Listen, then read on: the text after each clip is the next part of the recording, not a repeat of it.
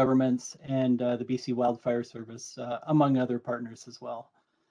As we all know, during wildfire events, they're incredibly stressful. There's a lot of things happening with a lot of different organizations.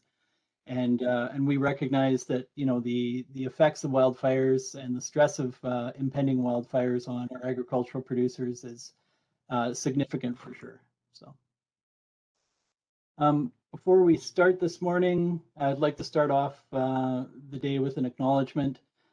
We'd like to acknowledge the land that we live on and that we work on and that we're calling from today is the unceded traditional lands of the Silks Nation.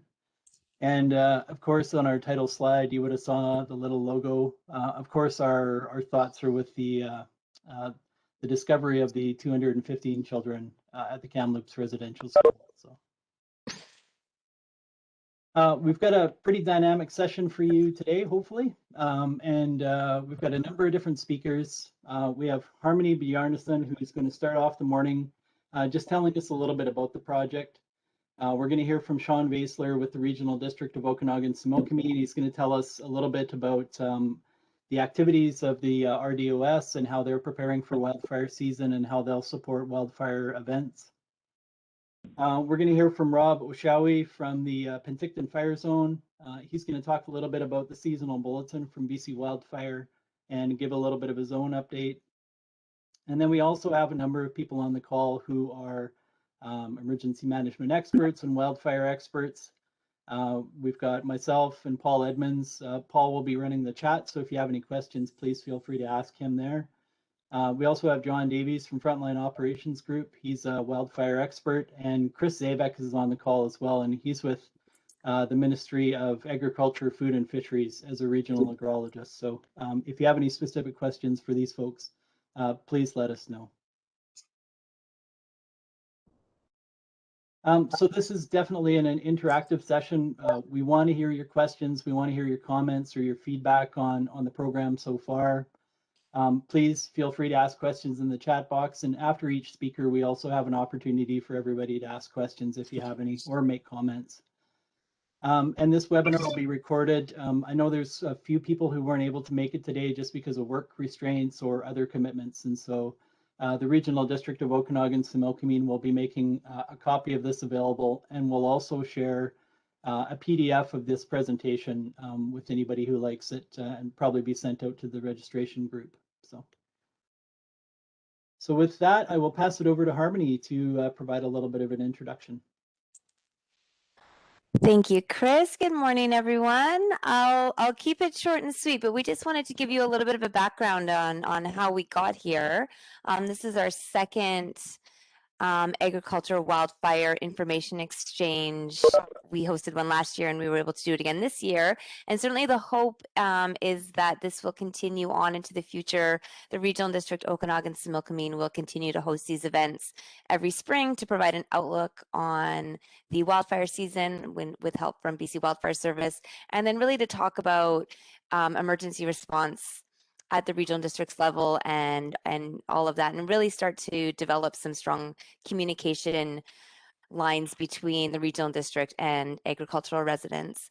So when we think about wildfire and agriculture, we know there's a handful of things that agricultural producers can do to help, mitigate risk and protect their assets. Obviously, farm level preparedness is one of those things. So ensuring that your farm or ranch is really ready for a wildfire, that you have an action plan that's pre-thought out. If you have to move animals, you know what that's going to look like, and so on and so forth. We have a section on that later today, so I won't get into that. Another aspect of wildfire when we think about agriculture is getting into fuel management. So agricultural lands that are adjacent to forests obviously are at risk from wildfire, if there's heavy fuel loads in the forest. That's an area that's certainly more complex for agricultural producers to start to impact. We do have a project going on up in the Fraser, Fort George, Bulkley, and Achaka region, actually looking to pilot some fuel management activities on high-risk crown land adjacent to forests. So maybe next year when we have this event again, I'll have an update on that for you. But the kind of final pillar, and that's what we're here today to work on, is communications. And when we think about all of the unique needs of the agriculture sector when it comes to information, both during, in advance of the wildfire season and also during a wildfire itself, there's a lot of uniqueness to what the agriculture sector requires. So if you've got, livestock to relocate, you have any type of significant farm operation, perhaps, down in the South Okanagan, there are, big orchards with large numbers of staff who perhaps live on site and don't have transportation. You may have tourists, you may have an agritourism operation. So really having access to information, knowing where that information is coming from when there's a wildfire event, and knowing what you're going to do with that information is going to support a very strong response and really hopefully mitigate some risk and damage and allow you to respond in the best way possible. So we know that a lot of that information that you rely on comes from the regional district. So this project was started many years ago. Some of you on this call might have attended the focus groups that we held to talk to the sector and really understand what those informational needs were and how we could, support the regional district in improving communication. And hosting this spring meeting was one of those ideas that came up. So producers really wanted an opportunity to come together with the regional district emergency operations staff and start to have annual conversations about, what's working, what isn't working, what might be, some new ideas, and so on and so forth. So thank you for joining us today at this spring information exchange. The screen right now is showing some of those project activities. So on an annual basis, you can expect from RDOS to have this annual meeting. There's also an agricultural wildfire preparedness bulletin that will be coming out shortly, and that just includes all of the relevant emergency management information. You might want to put it on your fridge or something like that, so you've got it all handy, and also some tips and resources for wildfire preparedness and wildfire response. Farm level preparedness planning is obviously another kind of pillar of preparedness, and we will talk about the resources available to the sector today. And then ensuring that you're signed up to the RDOS Civic Ready electronic alert system. That's a really great way to get information in a real-time fashion. I know Sean's going to speak a bit about that. We've got some other ideas that we're working to incorporate during an emergency. The agricultural liaison officer assistance, which I'll talk a bit about later, and some other ways to improve communications with producers. And finally, I know this is something that comes up, obviously very important for the agriculture sector, is the process to apply for a re-entry permit. If you are in a position where you are under evacuation order, you opt to leave your property and you need to get back on. So we do have some time in the agenda to talk about that today, and RDOS has been very active in trying to really outline that process and ensure it's working. So that is about it for kind of the background part of it. If you want any more information on, the focus group and how we got here, that is all available on our website. I'll throw our website up in the chat, and feel free to go peruse that. Thanks, Chris. Excellent. Thank you very much, Harmony.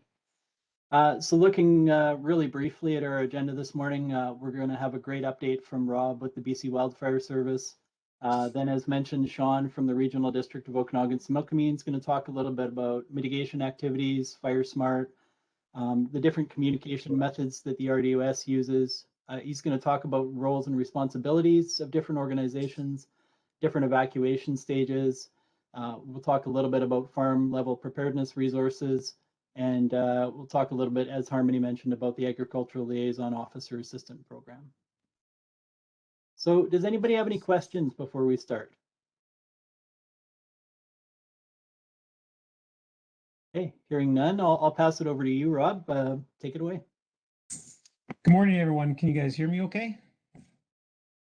Yeah, we can hear you great. Perfect. So I'm Rob Oshovia. I'm the wildfire officer for the Penticton Fire Zone that's within the Kamloops Fire Center. Just to speak, as Chris said, a little bit about what we have at the zone and typically how we function through the season. Then I'll take a little bit of a deep dive into what the season outlook is saying for us in this part of the world. So next slide there, Chris. So our mandate is to deliver effective wildfire management and emergency response support. So what that means is predominantly, obviously, prepare for and respond to wildfire events, but we also have been getting providing more assistance into other emergencies, most notably in this part of the world. It usually means flood response, but we also have assisted on landslides, and we had staff or personnel assist with them in a remote community with doing logistics for a COVID outbreak recently. So we're getting into more and more of what we consider all hazards. Our primary mandate is to protect life and values at risk from wildfire or other natural disasters. But the same token, the agency is looking to, or the organization is looking to have more input into encouraging sustainable, healthy, and resilient ecosystems, which for us obviously means the management of the forests. Next slide, Chris. So here's the different types of BC wildfire firefighting crews or resources. So across the entire organization provincially, we have more than 1,000 Type 1 firefighters. So Type 1 firefighter, the highest trained that respond to the most complicated incidents. So there's Type 1, 2, and 3. So all BC wildfire firefighting staff are Type 1 trained.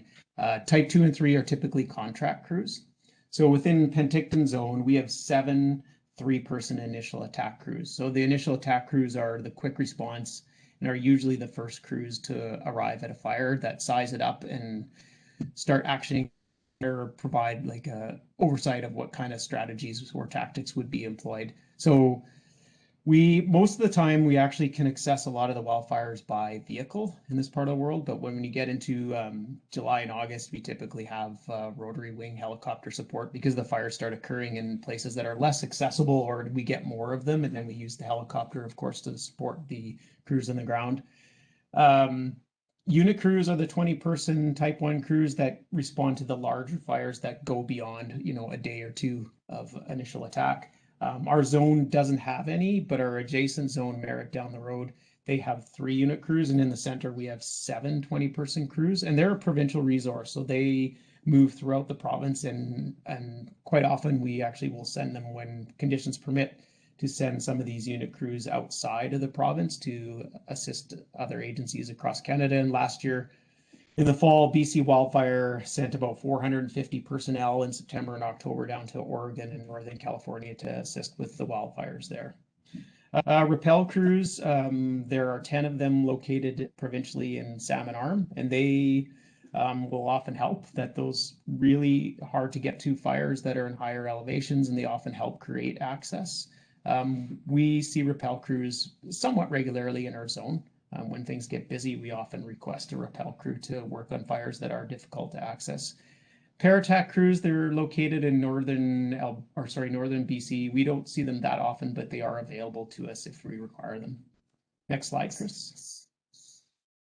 Just some stats from the last 2 seasons. So K4 is the Vernon zone. So that would what you consider from basically the Kelowna airport to roughly Sicamous and then the Salmon Arm area. So you can see that the last 2 seasons have been what you consider to be fairly average. So not a lot of fire numbers. Typically in K5, the Penticton zone, we probably have more along the lines of 70 to 80 wildfire starts per season.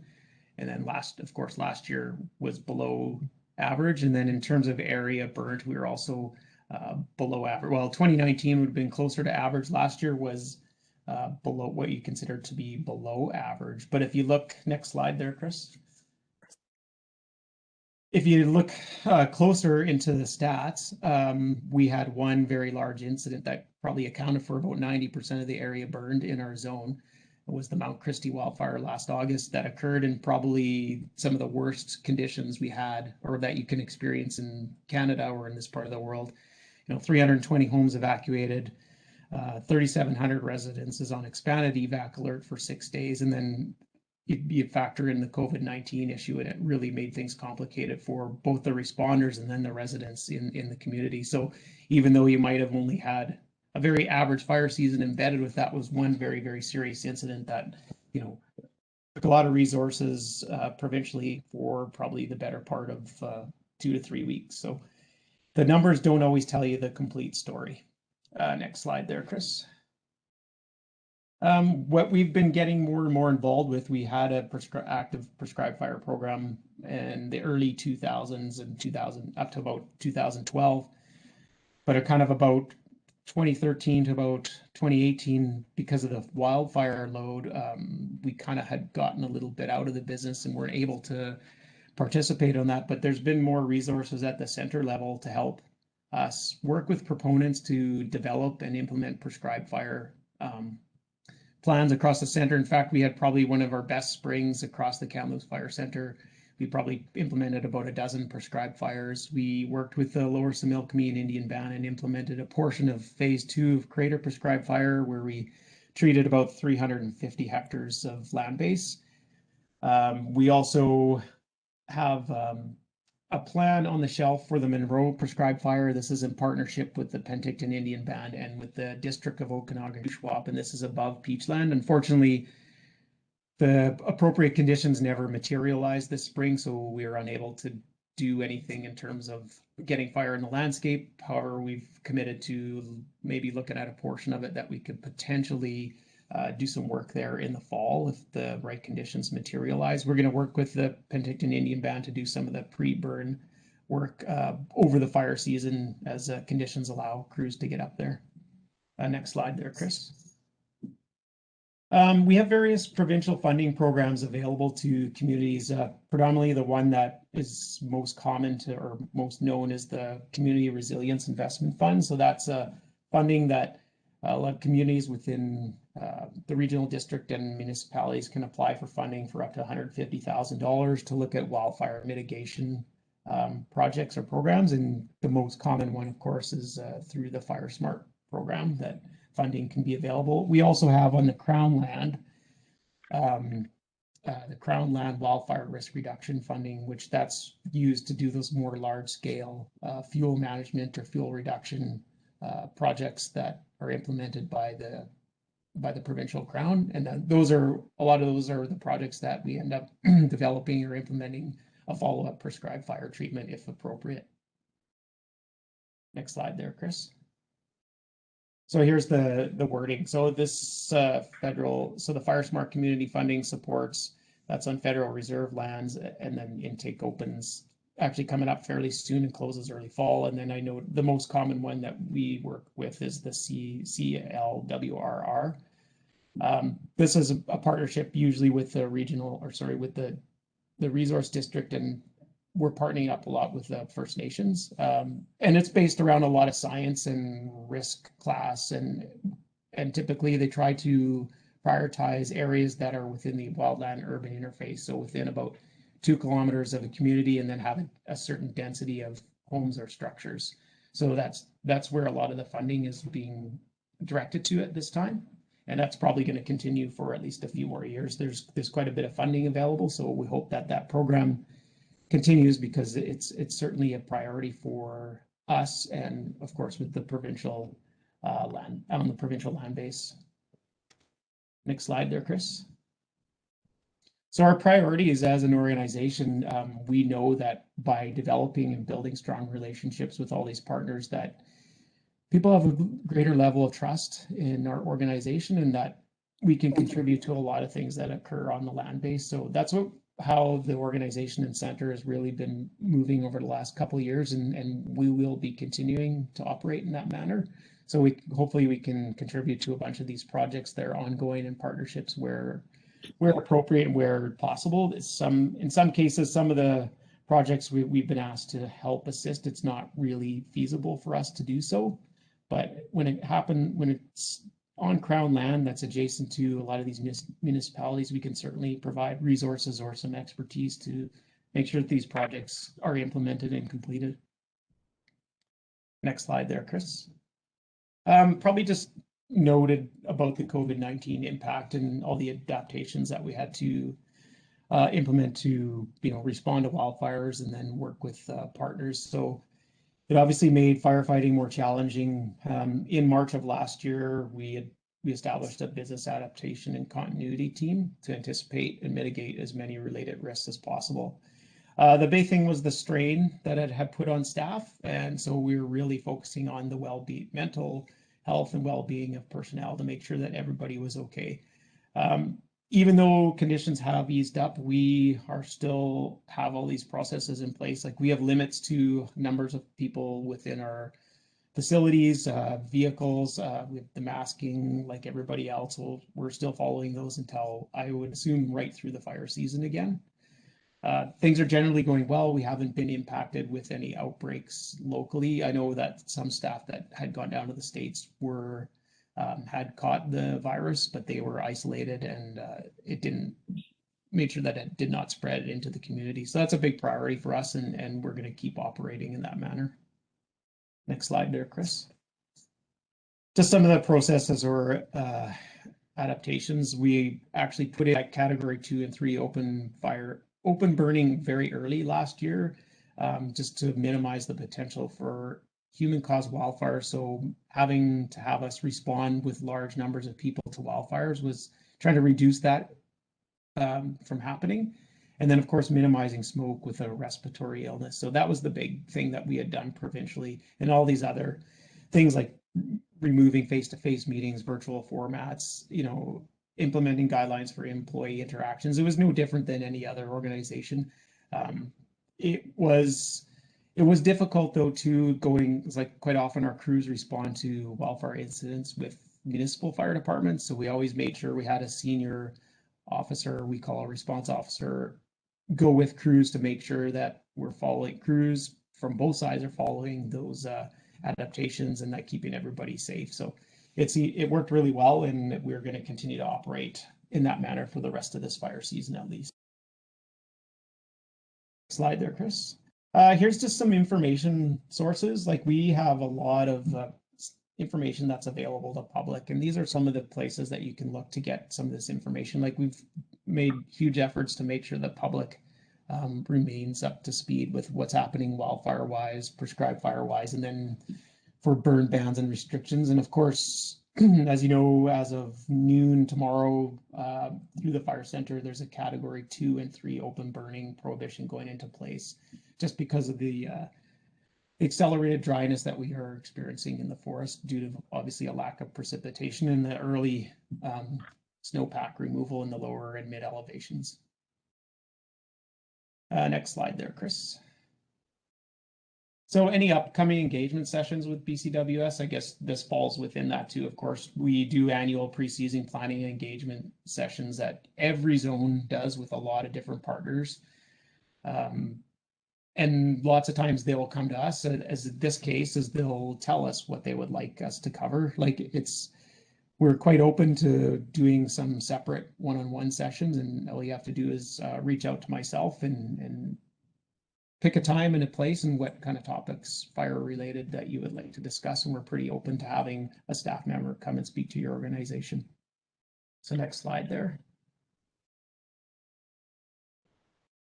Just looking into the wildfire seasonal outlook, as Chris alluded to. So this gets quite a bit into detail. So I'm just going to try to keep it as high level as I can. And then if you have a specific question about our region, feel free to interrupt me at any time. Send a chat to Paul and I'll certainly speak to some of the details. So we'll just go to the next slide there, Chris. So if you look at the May statistics, so the meteorological spring is March, April, May. You see that Kelowna had the driest ever recorded spring period. Vernon was the 4th driest. I believe Penticton was 5th driest recorded. So we've had a fraction of our March through June precipitation. You look at Kelowna as like less than 10%, Vernon 20%, and I believe Penticton, yes, a quarter of what we typically get. And usually in June, we call it, in quotations, the June monsoon, because it's our rainiest period of the year. So we typically get around 40 millimeters of rain at the Penticton Airport, for example. I think so far we've gotten about 5 and we're almost halfway through.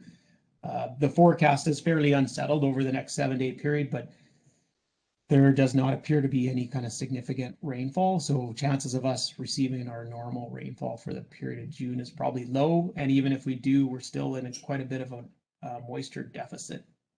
Go to the next slide there, Chris.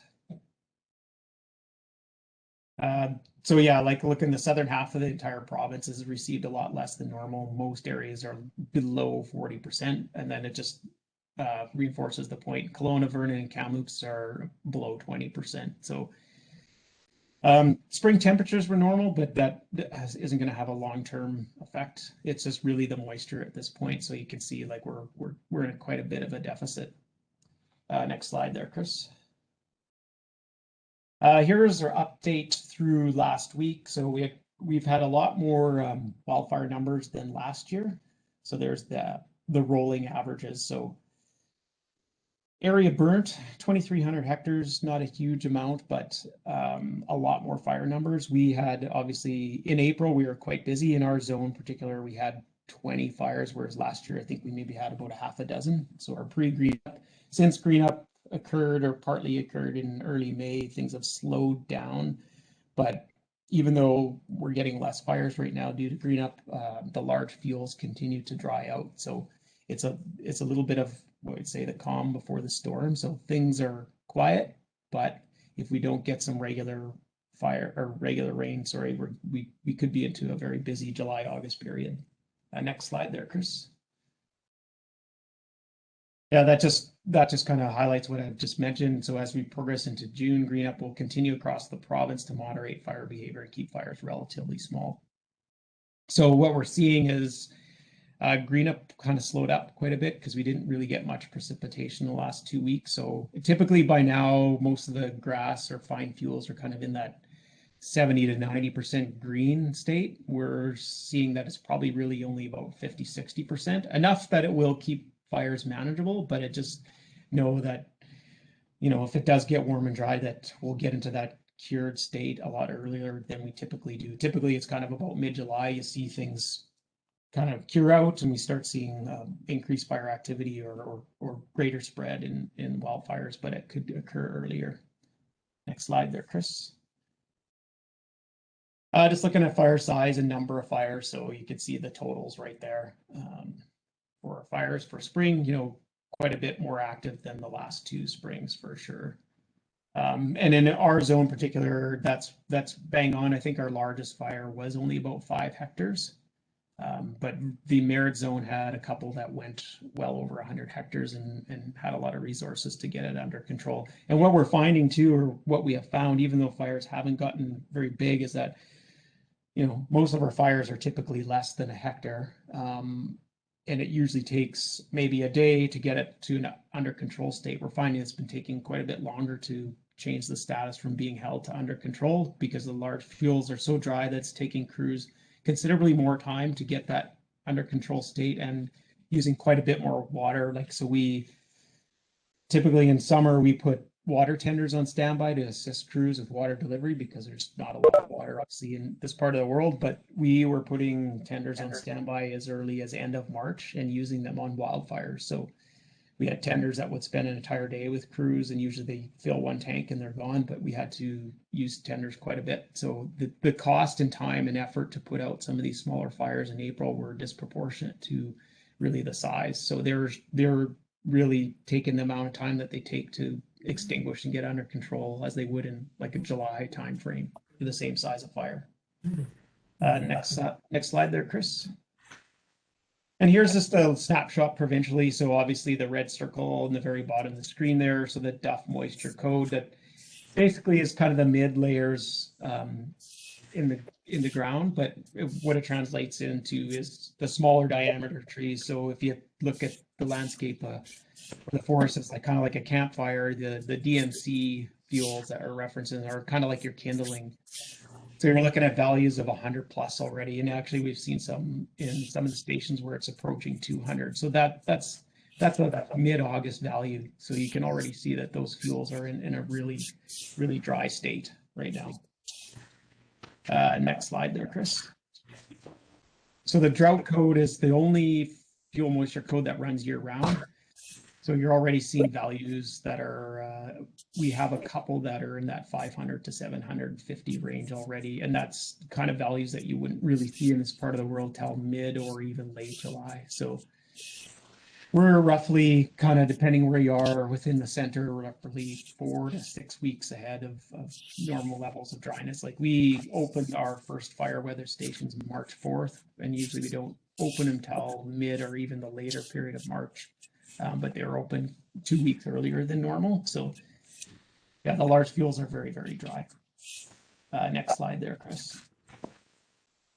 This is the BC River Forecast Center. So looking at just the snow water index maps, that's pretty technical jargon. Like I won't belabor the point, but we didn't see any really localized flooding this spring, which we do in a lot of cases. So the snowpack, it was very average, and it came off pretty early and actually kind of gradually in the upper levels. So that did kind of alleviate any kind of flooding impacts, but it just plays into like some of those upper elevation areas could be in a state to carry fire earlier. Usually, again, those upper elevations, we don't see much spread or fire activity till later in July, but this year it could occur earlier. Next slide there, Chris. And here's the Environment Canada outlook between sort of now and the end of June. So you're showing that they're predicting a pretty high probability that things are going to be drier than normal, which we're already seeing, and that the temperatures are projected to be slightly above normal. So we're just getting set up for a potentially busy fire season. Next slide, Chris. Yeah, there just kind of corroborates that. Next slide. So basically summing up, the southern interior is in a moisture deficit. So the dry, warm pattern is probably going to stick with us through the summer. You can expect that once the grass fuels cure out, that we're going to see obviously greater spread and intensity of wildfires. And there's very likely a potential for a fairly active wildfire season. But again, you could see what happens in the latter half of June. And also I have to also point out that even though it's dry, if you get even a small rain events that come on a regular basis, that alleviates the fire danger. So it's not necessarily even in July and August, the amount of precip, it's the frequency more than anything. So if you only get a millimeter or two, but it happens on a regular basis, well, that kind of helps keep things in check. But if you go those, 10 days, 2 weeks without any kind of significant precipitation, the grass gets cured out and you have lots of wind events, then you're likely going to have some real challenges on the land base. Next slide there, Chris. And then here's just the contact information for myself. So just so you know, like I'm actually going over to a temporary assignment with the Provincial Prevention Program starting actually next week, just for 6 months to help out with some wildfire risk planning initiatives. And in my place, Kim Janowski is going to be the wildfire officer for the zone. Kim is a 30-year veteran of BC Wildfire. He's a Type 1 incident commander, Type 1 operations section chief. So he knows the zone well. He actually lives in the zone. So he is a great resource. So feel free to reach out to both Kim and myself if you have questions about preparedness or response. And if you would like Kim to come speak with you about response or preparedness, he's more than happy to do so. He's a wealth of knowledge, and the zone's going to be in good hands. So yeah, I'm available to stay on the call for right till the end if you need, and if anybody has any specific questions, feel free to reach out. Excellent. Thank you very much for that, Rob. Very informative, and best of luck in your new venture there. Yeah, and I'm physically staying, and I'll be in Penticton, and I'll obviously come down and help Kim get up to speed with anything locally, especially with stakeholders. So he's coming over from Merritt, but otherwise he's pretty well set up, and there'll be a very smooth transition. Excellent. Any questions for Rob this morning? We have no questions on the chat. Okay. Thank you, Paul. All right. Yeah, there'll be further opportunities to ask questions if anybody has any. So we'll pass it over to Sean to talk to us a little bit about the RDOS Emergency Management Program. Okay, I appreciate that. So thank you very much, Chris, and thank you, Rob, over for your great presentation. Of course, we're going to miss you this summer, but I think we're definitely in good hands, and I look forward to working with you again in 6 months. Obviously, we'll have a chat offline here. So again, I just want to get into the RDOS as a component of this project here, or of the of this presentation. So basically, I'm going to provide a high-level overview on our fire smart activities, on the communication, on the agricultural preparedness bulletin, information exchange, and how we can communicate over with the agricultural industry and all the residents within the area here. So again, the very high levels. So I'm Sean Baser. I'm the manager of emergency services with the regional district. And Ben, who is our emergency program coordinator, is obviously unable to make this meeting here. And then we do have a new fire smart coordinator that will be starting on Monday, Carrie Reese, who brings a wealth of experience and knowledge that will definitely help us out in fire smarting for the next year through our grant funds. So obviously our planned fire smart activities here on a higher level of it, we're going to be having a lot more events and a lot more community engagement over both with the agricultural sector and then with the homeowners within the regional district. So we're going to have chipping days, fire smart community days, neighborhood plans. We're going to essentially do a lot of that this year, and then we're also going to have a rebate program, which I will get into, in a couple of slides down here.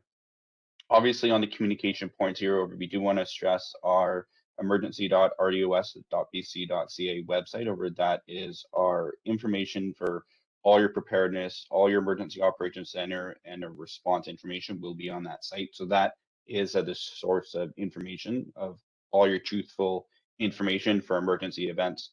As well as we have the Civic Ready, which I will get into in a second here, but that's a massive notification system. We're going to get into the agricultural bulletin, and then the preseason information exchange, the fall debrief, and then we're just going to have a quick chat about the fire smart coordinator. So we're just going to hop into the next slide here. So as of a couple of months ago, or as of a month and a half ago, the RDOS is extremely successful in getting a $600,000 grant from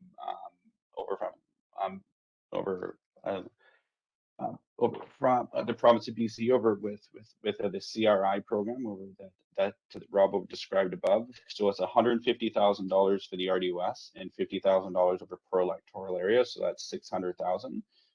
And then just a few days ago, we received another $120,000 for the Fire Smart Economic Recovery Fund. So those funds will help us out to promote Fire Smart over throughout the regional district here.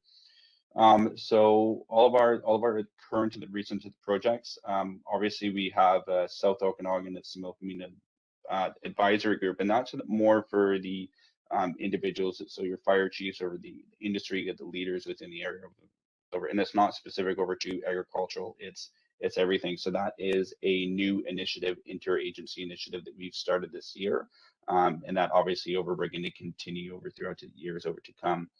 In the past year, in the 2020 Fire Smart Grant over, we did Apex, Olala, and Heli community assessments and a whole bunch of chipping events. Obviously, we were unable to do a lot more of the public engagement, but this year, hopefully, we will be doing more.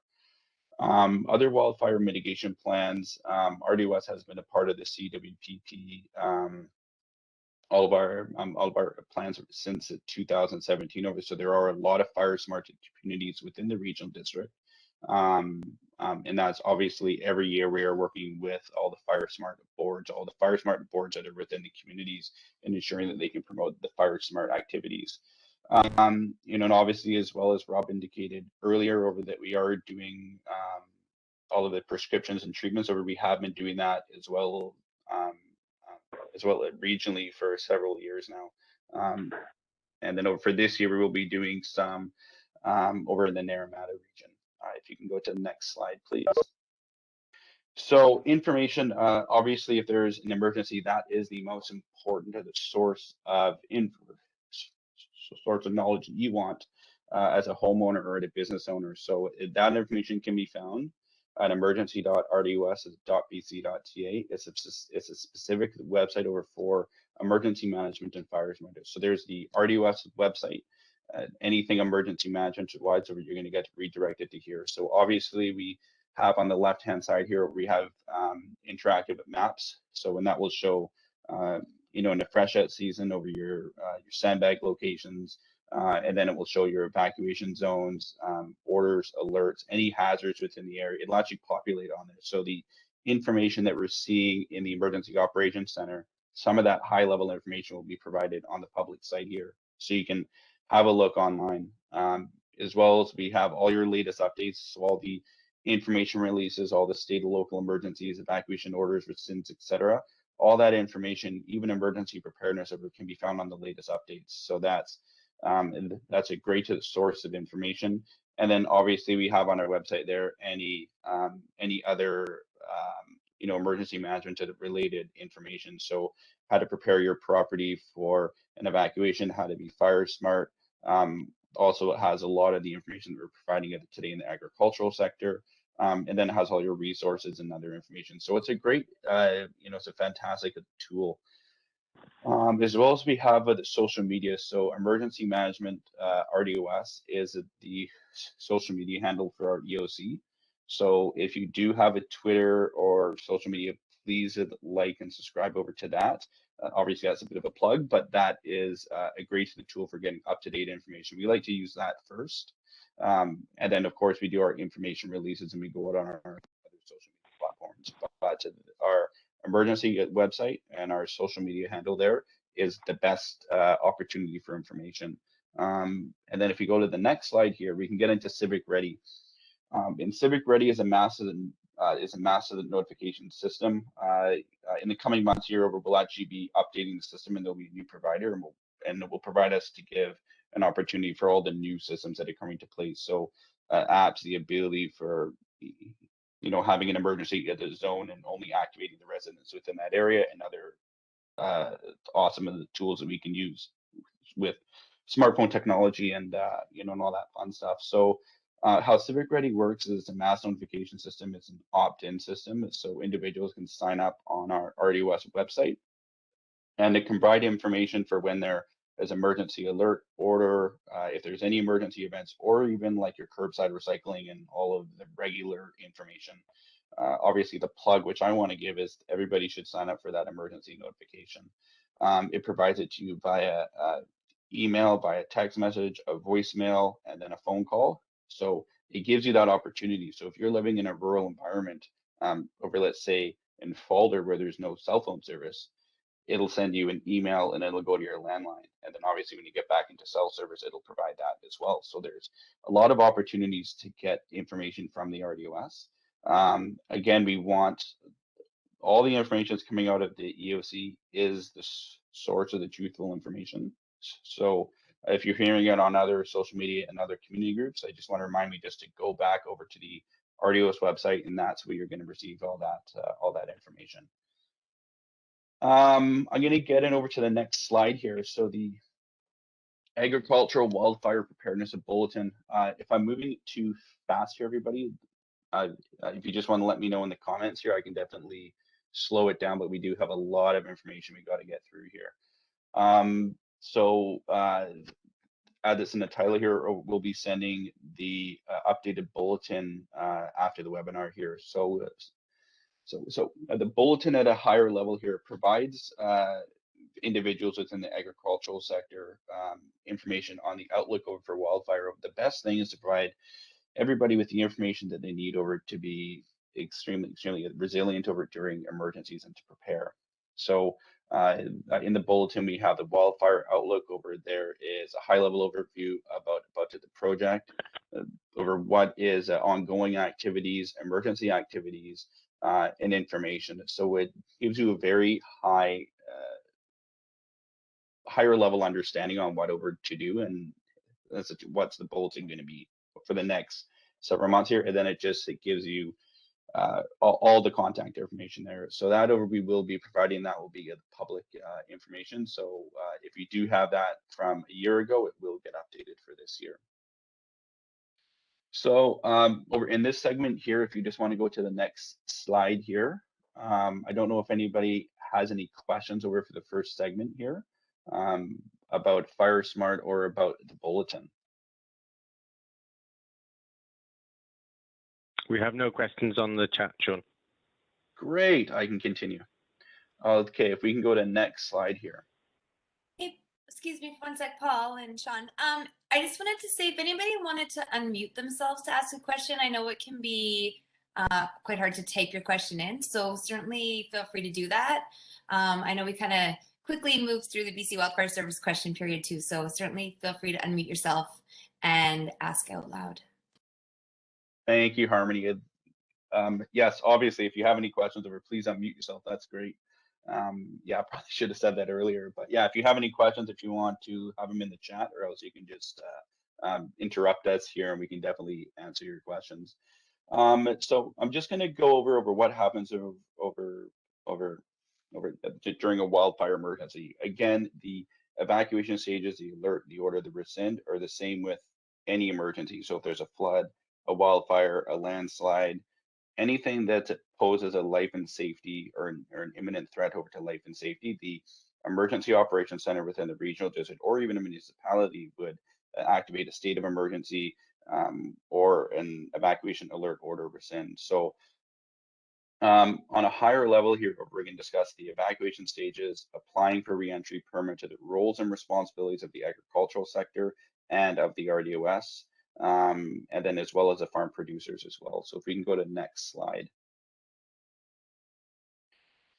So on a very higher level here, so there are essentially 3 stages over that we have: an evacuation alert, an order, and a rescind. So an evacuation alert is stating that there is a hazard within your area. There is a wildfire. In this sense here, there's a wildfire that's happening, but you're not at imminent risk this at the time here. But we want you to activate your emergency preparedness plan, and we want you to start thinking about over that the homeowner is going to have to leave, or the business is going to have to shut down, and then you're going to have to evacuate this. So we want you really thinking about how to leave, very short term notice. So again, having your emergency preparedness bag at your house over your grab and go bag, which it could be your, if you have any medications. I mean, heading into the very personal side of thing, ensuring that your family and your workers have all the supplies that you need over to leave. An evacuation order is essentially saying that there is a risk and it's imminent or it's already there. So the homeowner is at risk. And that's where the RDOS is going to slap on an evacuation order and declare it state of local emergency. And that's when you have to leave the area. So, again, for this here, I know a lot of businesses are going to stay and defend their property, but it is very important to note that if you stay and defend your property, then a lot of the support the RDOS would provide, or even with the province, with your police, fire, ambulance, BC Wildfire over it, they may not go into your property and assist you if something does happen. So we want everybody to evacuate, head to the emergency support services at a reception center that will be set up. And then what you can do is you can get signed in through there, or over through a online system that we have in place that we're using, or that the RDOS is using on behalf of the province. And then we can provide you more information so you can get back into your house. If there is, opportunities for you to get back into your property, if you have to turn on your irrigation, or you have to feed the cattle, or if you got to do anything within the property to keep the operation running, because we do understand that if an evacuation order happens and your business is your farm, we want to make sure that you can safely get back in there and that you can apply for a permit and you can conduct over your business in the area if you need to turn on the sprinklers again, if you need to, have to feed the animals, etc. And then we have evacuation rescind over. That is the next phase. That's the final phase of that, saying it's a safe environment over to go and you can go back home and you can start the recovery process. However, as we know, if we go through the evacuation rescind and the winds that change from a wildfire or something else occurs, obviously we can issue the alert or the order in place. An evacuation order in a state of local emergency will go for a 7-day period. Next year, I believe the Emergency Program Act, which we follow, will get updated, so those may change and they may be longer, but there is the opportunity to apply for a temporary access permit if it's safe, and I'll get into that in a second here. If we can go to next slide, please. So again, I spoke just at a very high level. It's a mandatory evacuation, so you have to leave. And we don't want you to get injured, or we don't want anything to happen to yourself, and that's why we put that into effect over the citizens, and that's our responsibility as a local government and from the emergency management of BC, which we report to. So a mandatory evacuation is what would occur during an evacuation order. If you want to go to the next slide. So obviously, an example over we had a Christie Mountain wildfire. It lasted a year. We had several agricultural owners in that area. For example, we had a winery in there that had to turn on their irrigation. Obviously, they want to get back into their property and they want to turn on the irrigation and ensure that their business is able to continue with the emergency. Over what they did is they applied for a temporary access to the permit, and anybody within the agricultural sector can apply for these. However, what we look for is we look for that you have a safety plan in place, over that you're bringing all that information over to the RDOS, over that you're working with over with a local expert or range officer. So I'll just give you the higher level here, but basically anybody can apply for it. So the request is made through the RDOS EOC, and information will be provided over to homeowners and business owners at the time of the emergency. It'll be assessed over with the EOC with subject matter experts over. So we're going to work with BC Wildfire, the range officers, EOCs, and local experts. But ultimately, the decision is made from the EOC director within the local authority. So the RDOS EOC director will make that decision because we will hold that responsibility. Again, if we're allowing you back into your property, it's our responsibility to ensure your safety. So if we, if we're, if the RDOS ever grants you access into your property, all your egress routes, your safety procedures are going to be in place. So you got to have all your personal protective equipment. All of your dates and times are required. We're also going to print you off a permit that will be on your vehicle, and you're going to have to show that over to RCMP and or the security. So there is some safety mechanisms in place there. Obviously, if we allow an hour for you on a Wednesday to go into your property, if you're not out of there within an hour, then we're going to send help in to assist you because it's under our responsibility. And it will only be granted if the conditions are appropriate. So if we find out in the morning that RDOS approves a temporary access permit for 8 in the morning, however it's 7:50, the winds are changed or smoke is in and it's unsafe, or we're going to cancel that. And we're going to advise yourself as a homeowner saying, okay, well, you got to hold off of it now because it's not safe. So what we're going to do is we're going to say, okay, in 4 to 6 hours, we'll get back to you with it tomorrow. So those are very important over for the considerations. And, and obviously not everybody's going to be granted, a temporary access permit at the initial phase of the response. If it's a couple days into it then that's maybe when we're going to be, accepting the applications. But if you want to get that information to the RDOS as soon as possible, that will allow us the time over to go through it, and ensure that we're working with all of our counterparts over that you're successful as a homeowner over to get it. So if we can go to the next slide here. So over what happens over during a wildfire emergency. So obviously the fire starts, right? So let's say, obviously a fire starts in the Richter Pass area. Over BC Wildfire Service is going to make a recommendation in the area for evacuation areas over. So they're going to provide us with a map or an area or a circle on it saying that these are their homes that we think that need to be under evacuation alert or order. The RDOS is going to assess that over with the information available, and we're going to make that decision on if it needs to be exactly that circle that BCWL provides, or if it's a bigger area that we need to put on alert or order. So at that point, we're going to activate a state of local emergency or an evacuation alert, which does not require it. So those phases will go through at the same time as the phases are going through. The BC Wildfire Search and Rescue or a local fire department over is going to conduct a tactical evacuation. And that's over when fire departments are going to come on your property. They're going to say, obviously there's a fire in the area and you got to get out. And that they're going to provide you information on a paper-based over with the evacuation alert order or information. And maybe there might just be an RCMP officer there on a loudspeaker saying, get out of your houses now, it's unsafe.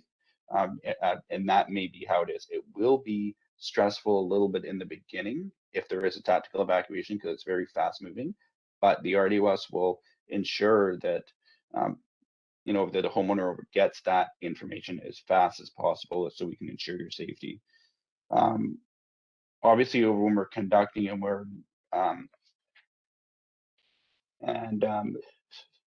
sorry over here. So when the RDOS is obtaining that information from BC Wildfire, if we're going to instigate an alert order in that area. We're going to work with them and with Environment Canada Climate Change and Flynn Road and other agencies over to ensure that the weather forecasts and fire conditions are accurate, and that, you know, if there is any forecast, so that we can plan for it.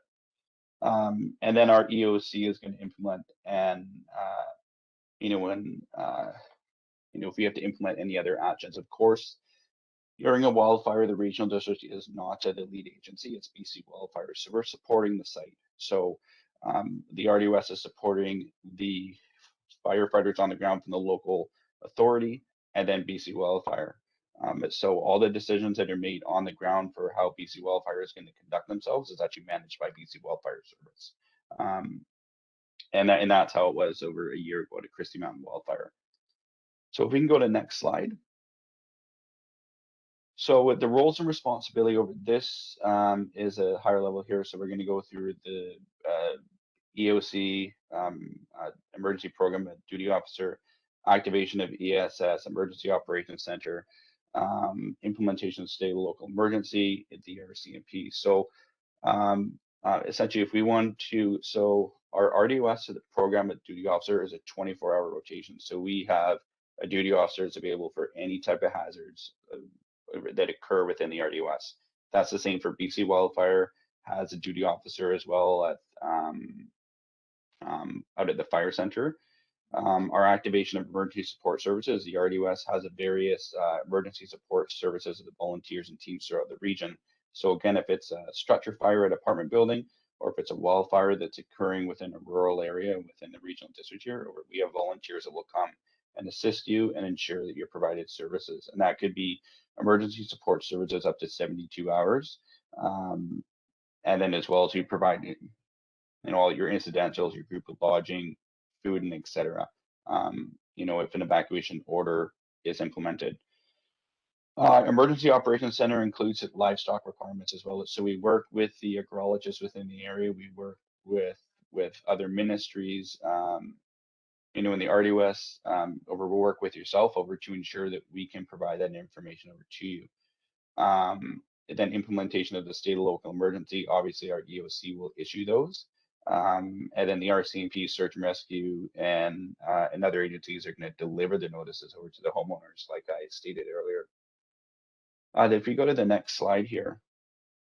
So, one second here. So the RDOS are the roles and responsibilities are essentially just like I said before. We're going to activate our EOC and we're going to support BC Wildfire, or we're going to take the lead in a response if it's a flood or a landslide or any other emergency situation. In this regard here, the RDOS is going to advise farm operators if there's a threat of an emergency present. So, you know, if there's a wildfire occurring, the RDOS has a specific civic ready group. I did not say that earlier, but we have an agricultural civic ready group specifically for yourselves. You know, if there is a risk within your area, so we're going to activate that first, and then we're going to, you know, and then we're going to work with our partners, and they're obviously we're going to work with the Ministry of Agricultural and all of the relevant livestock associations. That's very important. That's really where this project is really going towards. That we want to make sure that we just don't prepare the homeowners, but the companies and the livestock associations and the groups out there that are in a rural area and that have a significant risk for wildfires occurring within your area. So the RDOS is going to, it may coordinate over with the transportation of your logistics, and it may relocate the livestock and support that. However, we're going to lean on industry leaders within the sector. We're going to rely on the province animal alert, which is our volunteers, which is not our volunteers, but we work with alert, which is a volunteer organization that helps over more with the domestic side of animal response if there's evacuations, but they have done a ton of livestock response, and they've assisted on a lot of our responses lately, and they were instrumental last year during our Christie Mountain wildfire. So I have on the call here Deb McBride. So if you do have any questions for her, you can ask her in the chat here. And then as well as here, everyone through the RDOS has a critical role over to do an evacuation order, an alert, and rescind.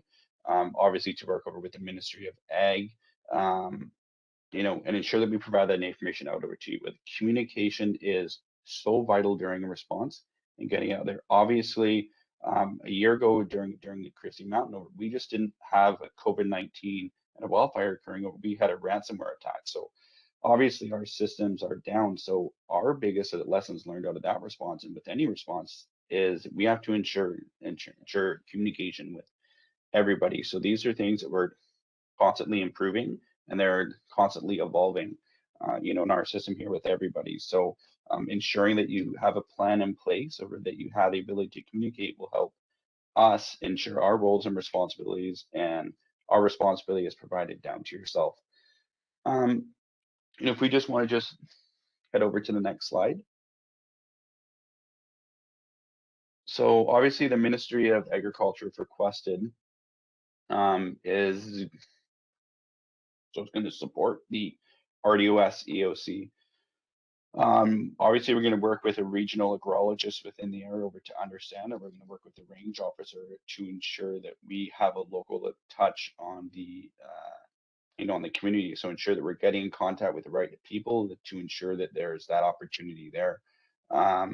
A ministry EOC may also be established and support the RDOS if we need to do a wide-scale evacuation of a rural agricultural area. So let's say like in the Coston area over there, if we need to evacuate that region, there's a ton of response that needs to happen. So we need to make sure that we're working with the province and the Ministry of Ag and an alert and other groups as well to ensure the safety and security of yourself, and ensure that we're in during business is in operation continuously.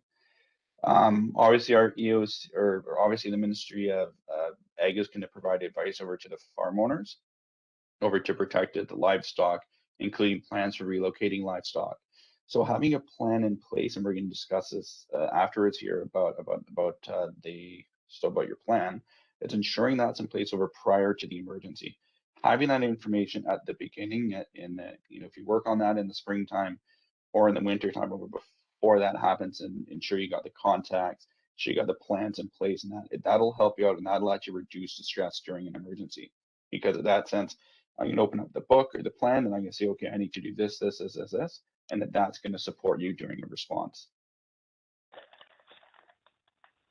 So let's head to the next slide here, please. So for BC Wildfire, Rob did a great overview of obviously BC Wildfire, so I'm not going to get into this, but during a wildfire event, BC Wildfire is the lead agency. So the RDOS is supporting BC Wildfire. So obviously they'll do everything from all your fuel reduction grants over wildfire response and suppression, over on the Crown land, over they're going to support the RDOS over not just in wildfires, but in any emergencies that we are going to ask for support by the province. As well, they do support over with the OFC and ensuring that structural fire protection. So BC Wildfire is not doing the structural, all of the structural fire protection, but they're supporting in that over in the coordination. That's done by the Office of the Fire Commissioner and also all of your local fire departments within the area. And as always, they have been amazing in providing information and communication over through their information officers, so that's a continuing opportunity for information for this project here. So we're going to go to the next slide here. So this is more geared, I'm ahead of myself here. So others involve obviously search and rescue, all of your Flynn Road range officers, over which is a Ministry of Forest, Lands, Natural Resources, Operations, and Rural Development. It's a ministry with the longest name, but they essentially all the groups that are underneath that umbrella would be your range officers, or would be your water stewardship, or would be your BC Wildfire, and a whole bunch of other agencies that fall under that ministry. Emergency Management at BC is going to provide support so over to the local government. And Emergency Management at BC is the lead agency for any provincial events. So what's occurring at this moment here, EMBC is the lead agency as well with the Ministry of Health over for the entire COVID outbreak that's occurring right now.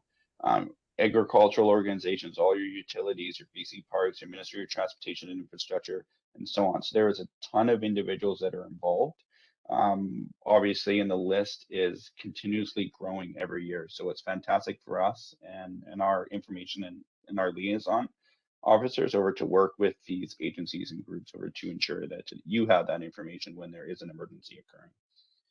So if we go to the next slide here. So obviously, as a farm producer, you have the primary responsibility for animal protection. If a wildfire does occur on your property and you got a bunch of cattle on there, you want to make sure that they're protected. You know, and that includes ensuring that you have the appropriate insurance or the coverage, or that you have the plans in place, or that you're also considering the welfare of the animals. So you don't want to evacuate them and put them somewhere where that may not be the best location for them. So you want to ensure that they have a good transportation plan, that they're not suffering. You know, a lot of them, you know, as an example, there is opportunity if a wildfire is occurring from the south, let's say over a ridge, where you can basically move the animals over to a safe location on your property. You know, if that's an opportunity, that's absolutely amazing. But in a lot of times over, we need to evacuate them. So, you know, essentially you have to consider the welfare of them. You know, abandoning the animals itself or evacuating them, or those are decisions that you should have a plan in place for. Obviously, the RDOS and the Ministry of Ag, the range officers, Flynn Road, is all going to assist you in that, but that's your responsibility. So we need to make sure that you have the plan in place over to be successful. And then we just have a comment here from Paul here. Agricultural business insurance would be is a you know, a great opportunity, and everybody should have over to ensure that you're covered. If there is a wildfire that does occur, EMBC won't support any funding back over to these operations here. So it is important for you to have your insurance over, much like fire insurance for your property. And then if you are not a member of a livestock association or a group over, I highly recommend that is a great opportunity for you to improve the plans in place and to work over with your neighbors and counterparts. You know, as well is having the plans in place and the insurance is really key. So we're going to go to the next slide here. So this is roles in wildfire. Obviously, we've got the producer, the local government, the BC Wildfire Service, and the Ministry of Ag here. I'm not going to go into detail just because it's a good snapshot in front of you, but for the producers' roles, is you want to reduce the risk of any damage and any loss of either crop, animals, or really anything within your property and your business. That's primary. So having that plan in place is very important. All your agricultural assets are essential to operations. So ensuring that you have a plan in place over to make sure that your irrigation is functioning, ensure that those have a plan for if you need to evacuate, that there's have systems in place for that. Arrange for appropriate insurance. Obviously, those are absolutely key things. Obviously, the local government is to support BC wildfires. They are to put out the fire. And the Ministry of Agriculture is there to support the EOC, the PREOC, which is a provincial regional emergency operations center, and that's the operations center that the RDOS reports to if there's a major emergency occurring.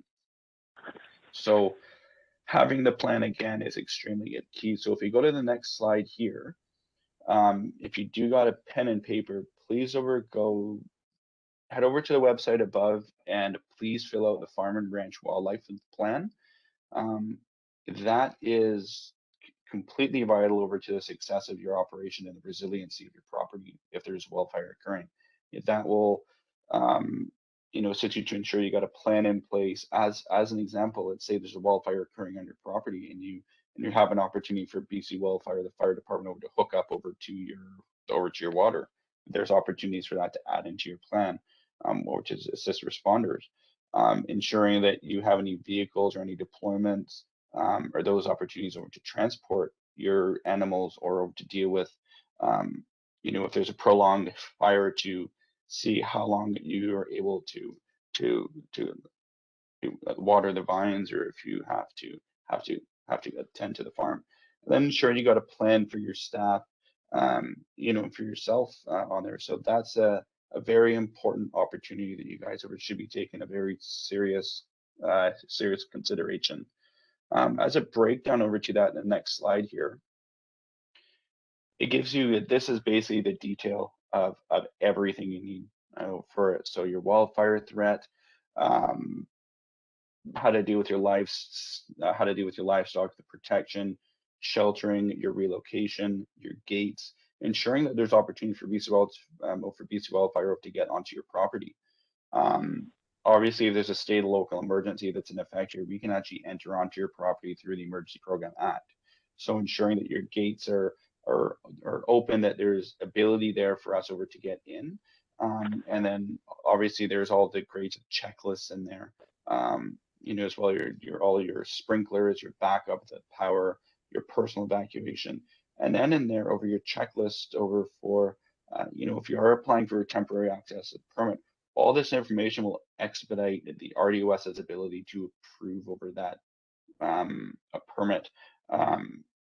If you are evacuated. So if we don't have any of this here, we're going to go back and we're going to ask for a lot of this information here, because again, it's our responsibility to ensure your safety when we're approving a permit itself. So again here, so basically everything I've spoke about over in the past the 15 to 20 minutes here, it's for yourself, is it to ensure that you have the tools necessary or to be independent in an emergency, ensure that you have a plan in place to feel confident and resilient. Also provides us the opportunity from the regional district over to know that there are operators within the regional district and within the communities that have a plan in place, and that the RDOS is aware that that the homeowners are ready to go if there's a wildfire that we need to evacuate.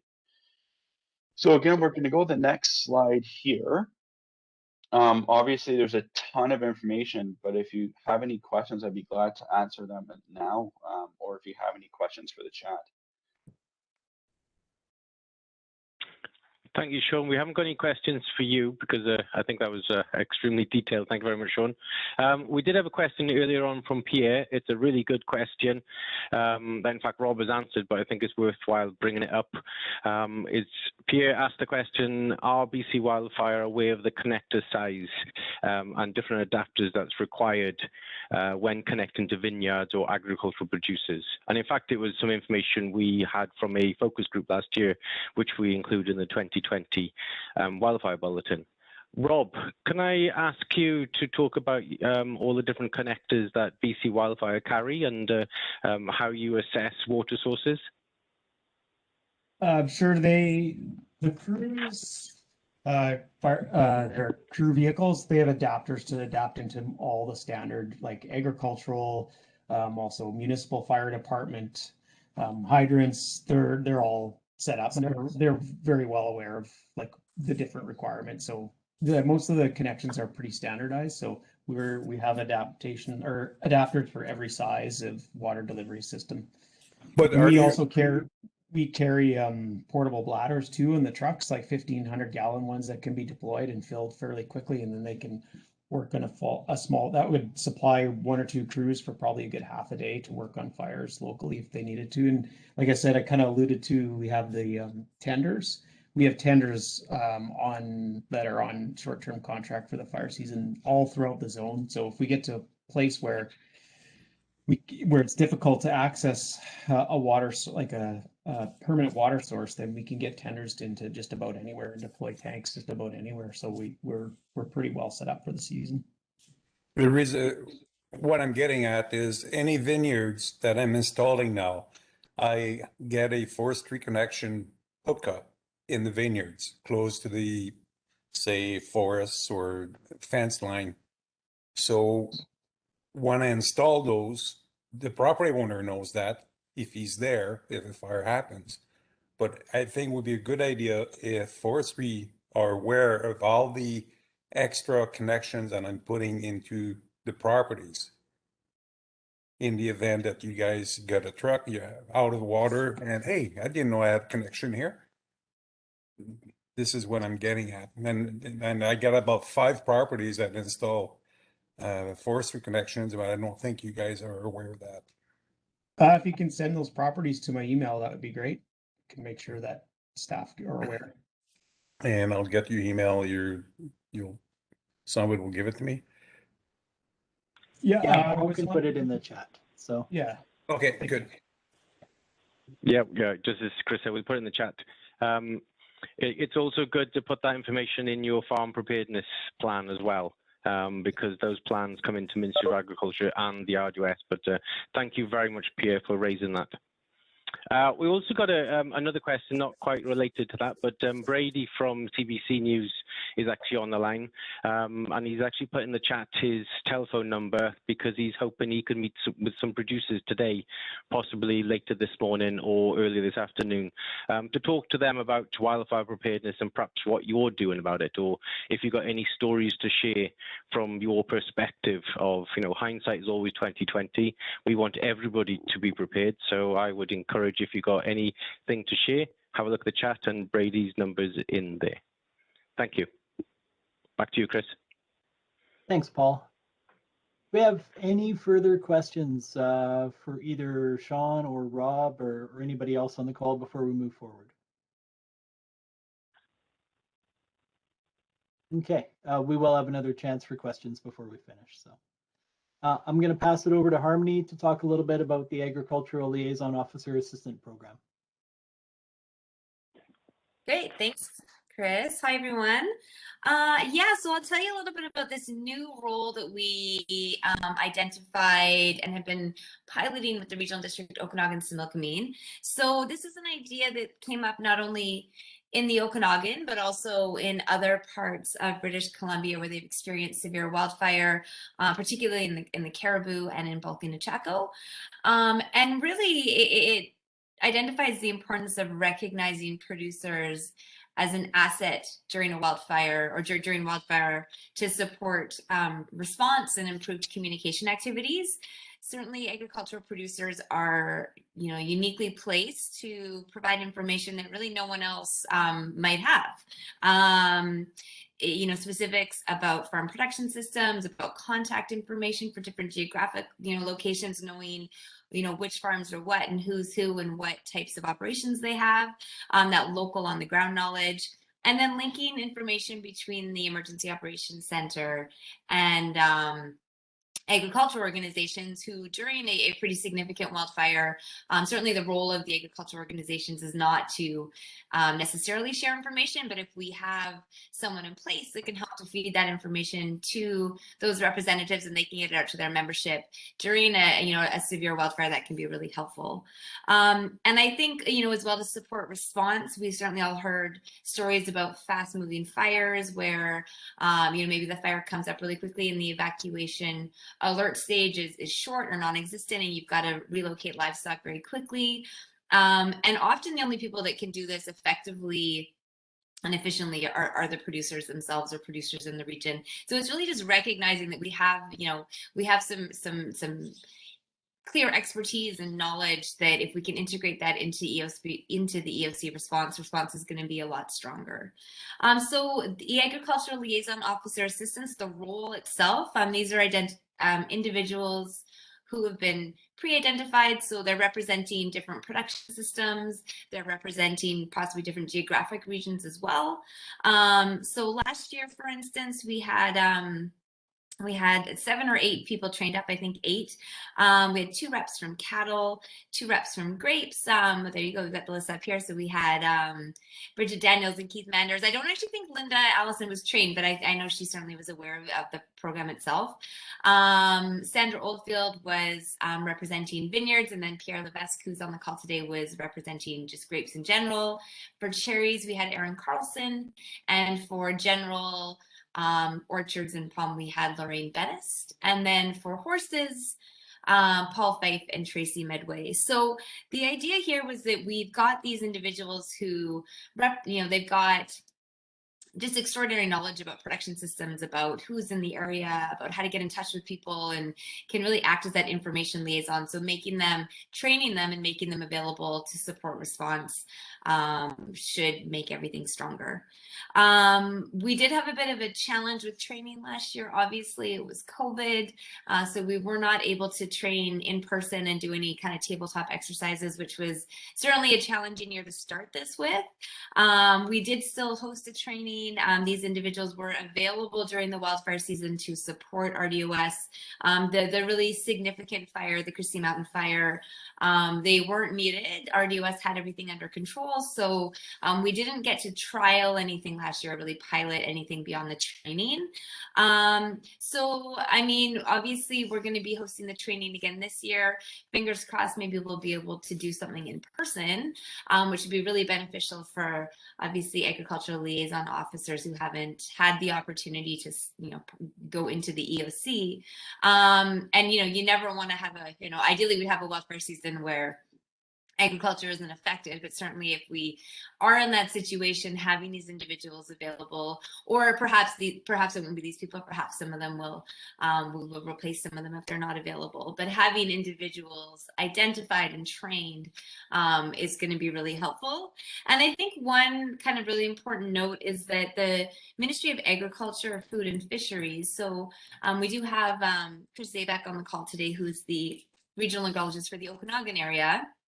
And they support the regional district when there is a wildfire. So the regional district would make a request to have an agricultural liaison officer, who would be the regional ecologist, support the EOC. But the Ministry of Agriculture has changed the structure of their program. So now the regional agrologists from across the province are on call during the summer for weeks at a time or a week at a time. So you could certainly be in a situation where you might have a fire down in RDOS, and the agrologist on call, or the agrologist that would be able to support the EOC, might be from Vancouver Island or from Smithers. So certainly a lot of agriculture experience, but not necessarily that local knowledge that can be really valuable during a response. So this kind of formalizing this role in these agricultural liaison officer assistants is a really excellent kind of workaround for this new challenge that we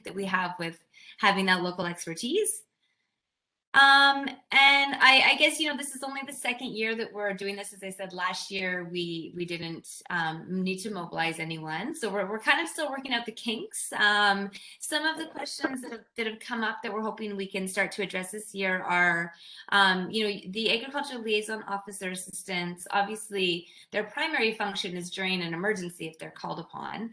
But there's kind of questions around whether we can, lean on these individuals to support communication about response outside of a wildfire emergency, kind of really identifying, that communications role and how we can be really effective at getting that information out to the agriculture sector and reaching as many people as possible.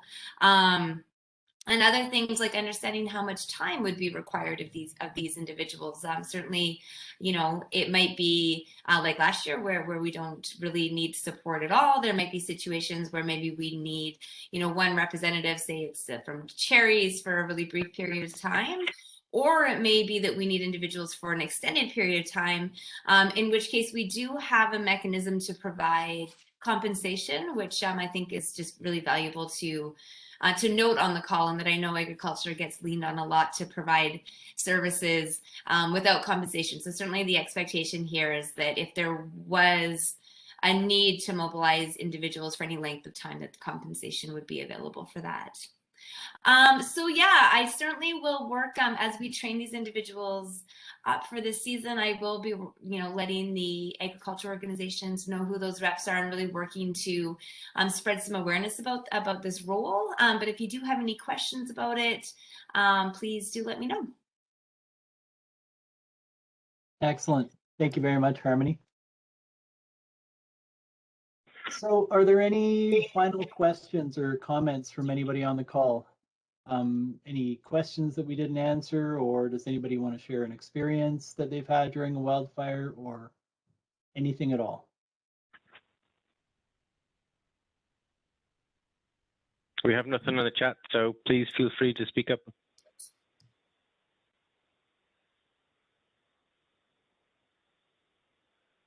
Okay, well, there is always opportunities, of course, to contact any one of us if you have further questions or would like any further information or anything like that. So we're happy to answer any questions anybody might have. So obviously, we're encouraging everybody to visit the RDOS website and sign up for the Civic Ready mass notification system. It's the best way, obviously, to get the most current information about evacuations. We really appreciate your feedback, and obviously we'll use it to improve these sessions as we move forward. As we mentioned, we'll be, we've recorded this session and it'll be made available to anybody who missed it. And we'll also be able to distribute this session in a PDF format for anybody who wants to review it later. There was obviously lots of great links and contact information in the presentation, so want to make sure that that's available to whoever needs it. And of course, if you have any questions about the RDOS emergency program, please feel free to contact Sean. He'd be happy to hear from you. So any closing comments from any of our speakers or from Sean at the RDOS? I think for myself, I just want to thank you everybody for participating in this. This is a great initiative and a project over through a grant that we've been funded. So obviously we're going to continue this and hopefully explore further collaboration with everybody on the call here. So again, it's very important that you got that plan in place and the information for this upcoming fire season. If we do think that it's going to be a little bit bad, but irregardless, it's a great opportunity we had today. I do see a hand up over from Chris here, and I think he had a question. Thanks, Sean. Actually, just a comment. I did want to put a plug in just from my personal perspective as far as what Harmony had said about the Ag Liaison Assistant Program and the way the RDOS has moved forward with that for the reasons Harmony had put out before about local knowledge and how priceless that is, and the reality that whoever from the ministry or from range branch or whatever part of government just may be supporting, but may not have, in a lot of cases, won't have that depth and specificity of local knowledge of all of the players and the possibilities. I've seen that work really well in the Caribou, and I've been in other EOCs where that local knowledge wasn't available. So I just, really think that this is a fantastic initiative, and kudos to the RDOS for making that happen, and Harmony as well for your work in the background. It's hopefully we don't need it often, but when we do, man, it's priceless. Thank you. Yeah, great comments, Chris. Thank you very much for that.